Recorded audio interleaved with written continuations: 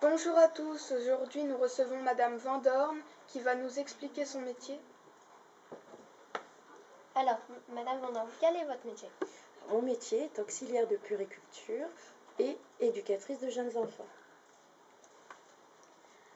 Quel est le but de votre métier? Le but de mon métier est d'accueillir des jeunes enfants de 3 mois à la rentrée à la maternelle pendant le temps de travail de leurs parents.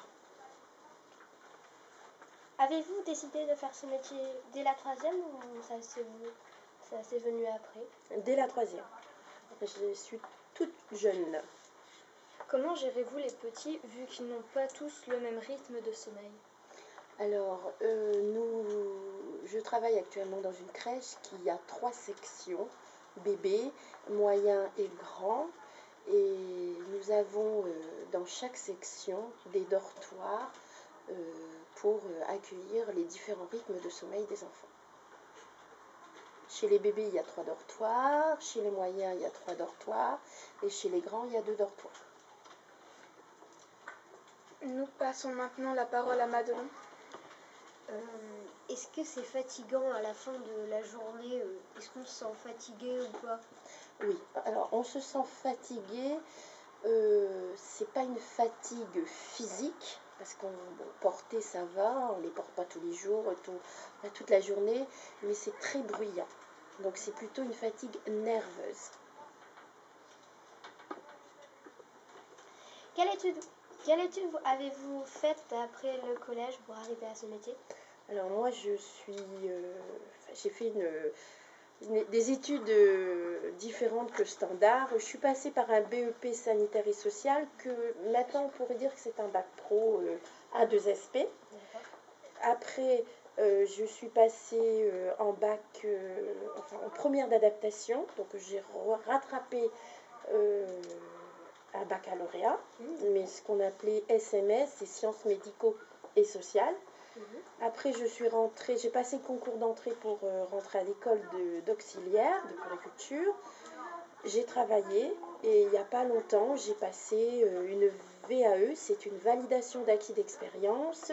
J'ai dû monter un gros dossier pour expliquer ma motivation et mon évolution pendant mes années d'expérience de travail pour avoir le diplôme supérieur qui est l'éducatrice de jeunes enfants.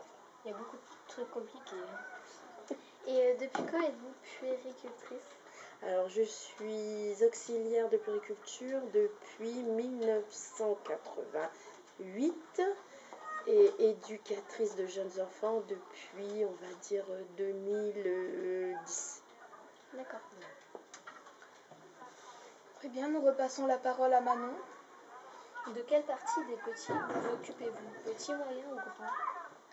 Jusqu'il y a 4 ans, je m'occupais de tous les âges parce que j'étais dans une halte garderie, donc les âges étaient mélangés, mais on a dû évoluer en crèche, en système multi-accueil en fait maintenant.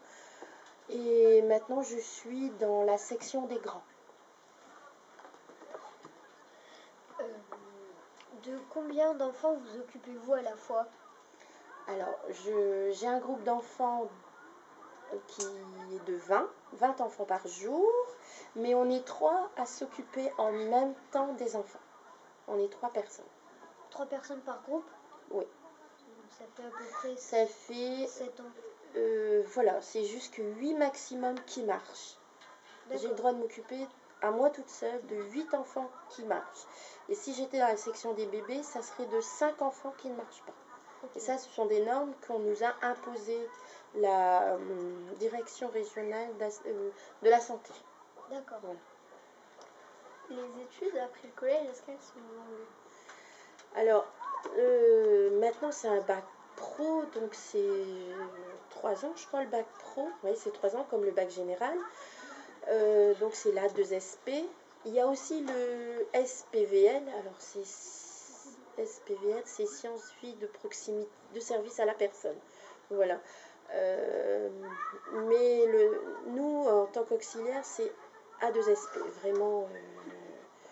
Après, il y a 1 an d'école d'auxiliaire. Vraiment.